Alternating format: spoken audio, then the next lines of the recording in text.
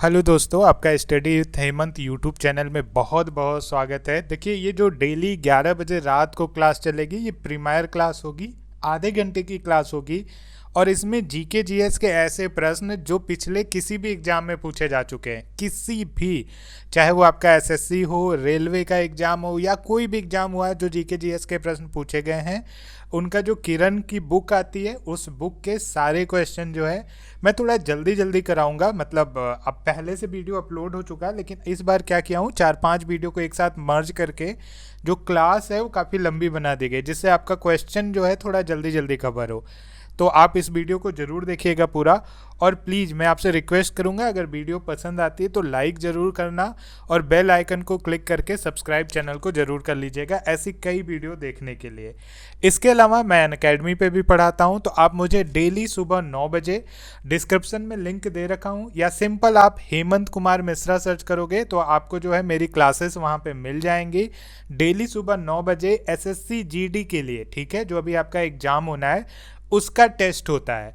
तो अगर आपसे कोड पूछे तो स्टडी 19 कोड आपको अप्लाई करना है। वो कोड अप्लाई करके आप मुझे अनअकैडमी पे फॉलो कर सकते हैं। और बिल्कुल ये कोड जब आप अप्लाई करोगे ना, ये बिल्कुल फ्री है, ठीक है, कोई पैसा नहीं लगना है। आप मेरी सभी क्लास बिल्कुल फ्री में देख सकते हैं, क्योंकि वहाँ पे मैं सभी स्पेशल क्लास ही लेता हूँ, जिससे आपको कोई पेमेंट ना करना पड़े। तो चलिए आज की क्लास शुरू करते हैं। Thank you everyone. निम्नलिखित में से कौन अच्छा एक चीज और देख लीजिए।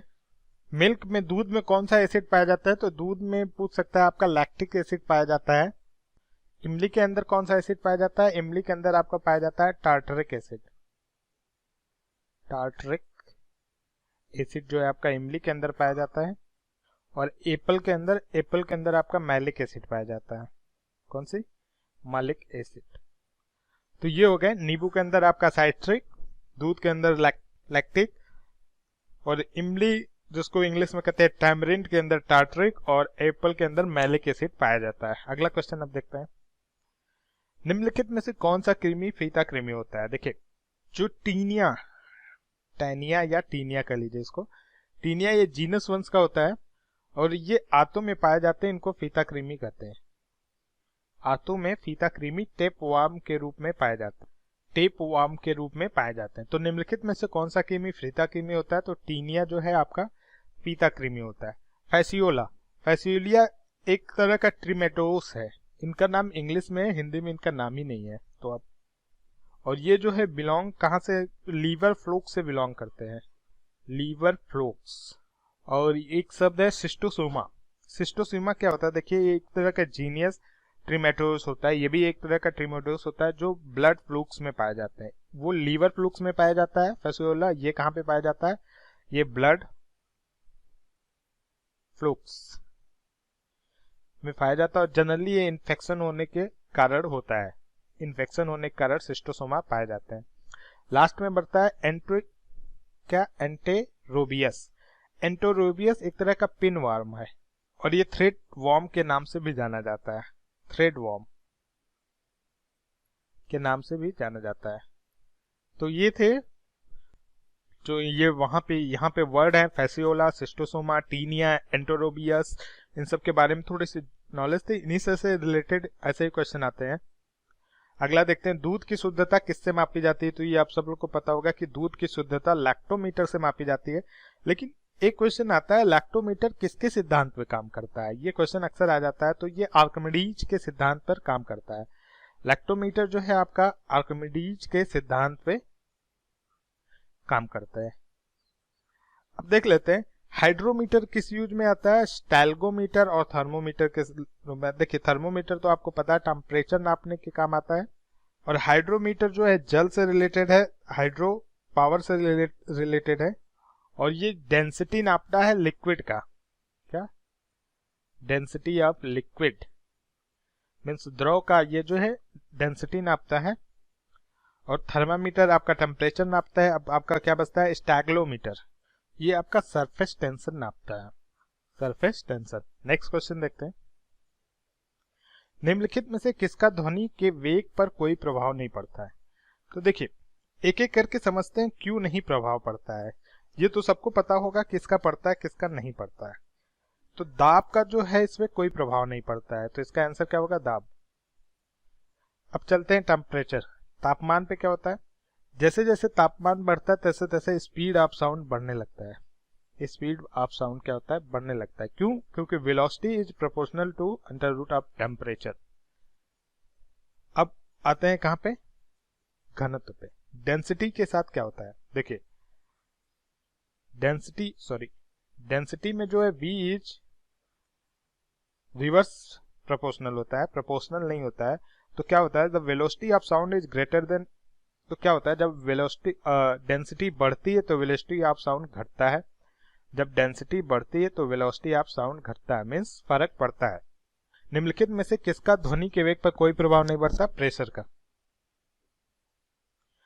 वृत्ताकार पथ के चारों ओर पिंड की गति किसका उदाहरण है, देखिए वृत्ताकार पथ के चारों ओर जब आप दौड़ते हैं, कोई पिंड घूमता है या कुछ भी होता है, तो आपका जो स्पीड होता है, चाल होता है, वो समान होता है। क्यों, क्योंकि स्पीड जो है डिस्टेंस पे मैटर करता है, न कि डिस्प्लेसमेंट पे।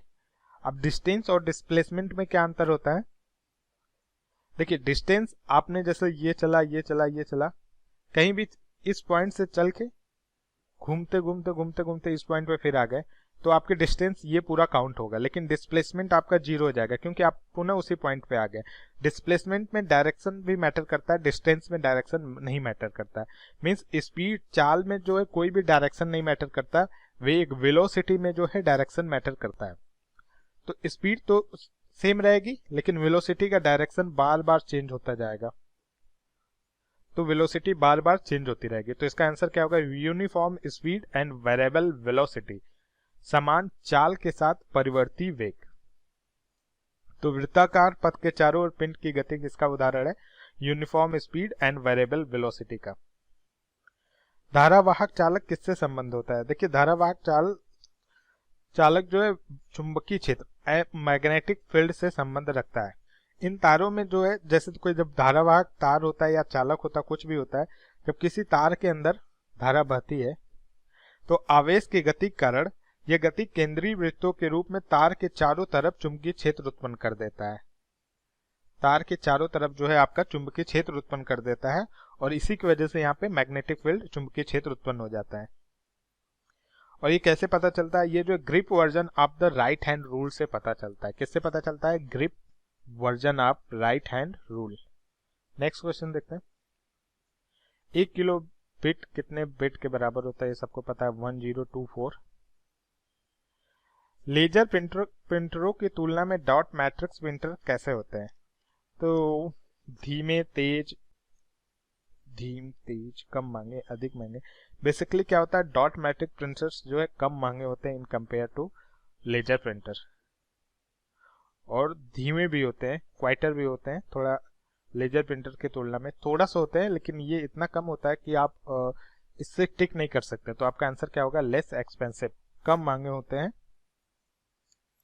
KMnO4 का प्रयोग किस रूप में होता है, तो देखिए पोटेशियम परमैग्नेट। KMnO4 को क्या बोलते हैं, पोटेशियम परमैग्नेट।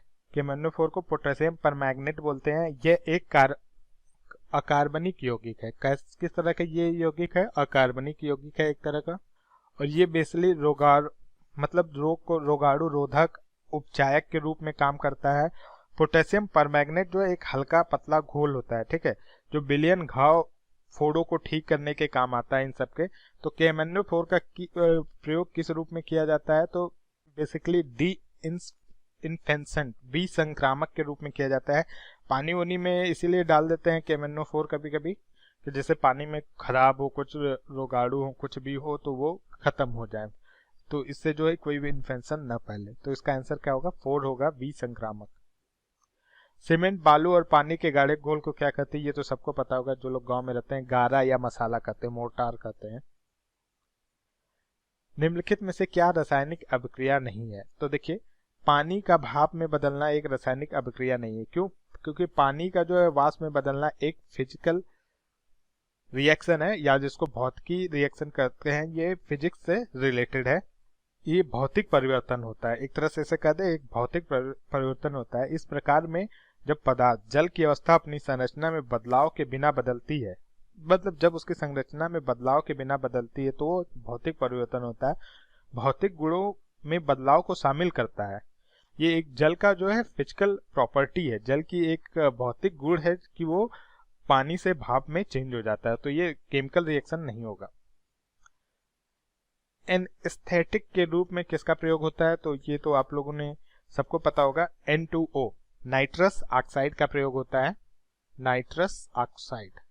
और कहाँ प्रयोग होता है इसका, हंसाने लाफिंग गैस के रूप में इसका प्रयोग होता है, दंत चिकित्सक के रूप में भी प्रयोग होता है, जब दांत का ऑपरेशन होता है तो सांस के थ्रू जो N2O को देते हैं। और ये रंगहीन अकार्बनिक पदार्थ है, रंगहीन गंधहीन।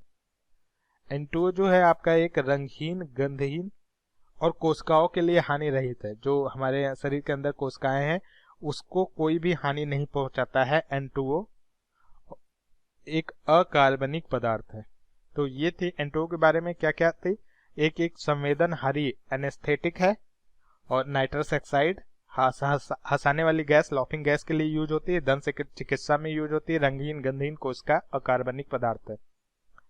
पेट्रोल की गुणवत्ता किससे अभिव्यक्त की जाती है, तो देखिए पेट्रोल की गुणवत्ता जो ऑक्टेन नंबर से अभिव्यक्त की जाती है, ऑक्टेन संख्या से।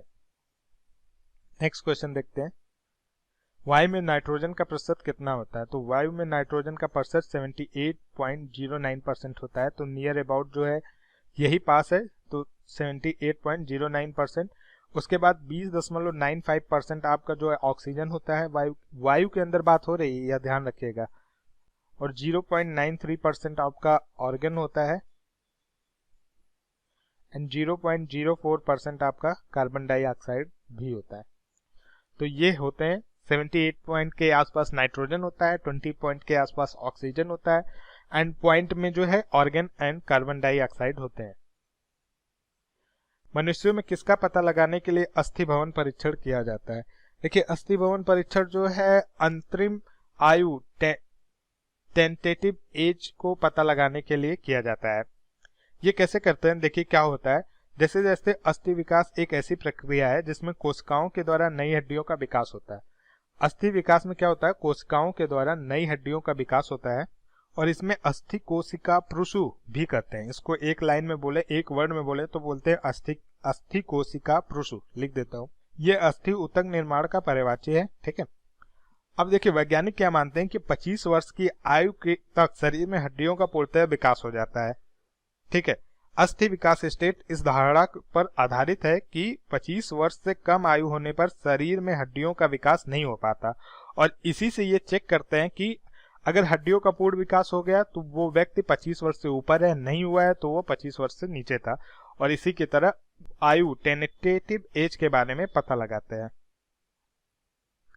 एंटासिड किससे राहत दिलाने वाली औषधियों में पाया जाता है, देखिए एंटासिड क्या करता है, ये जो है पेट दर्द से राहत दिलाने वाले औषधियों में पाया जाता है। इसको हिंदी में क्या कहते हैं, प्रत्यमल। ये एक ऐसा पदार्थ है, प्रत्यमल एक ऐसा पदार्थ है जो पेट में अम्ल की मात्रा को कम करता है। ये जो एसिड पेट में बनता है ना, उसकी मात्रा को कम करता है तथा जलन को कम करने के लिए लिया जाता है।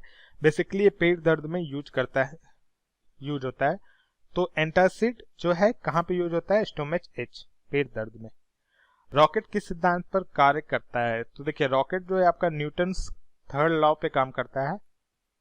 न्यूटन थर्ड्स लॉ क्या था, क्रिया प्रतिक्रिया का नियम, ये तो आप सभी लोग को पता होगा।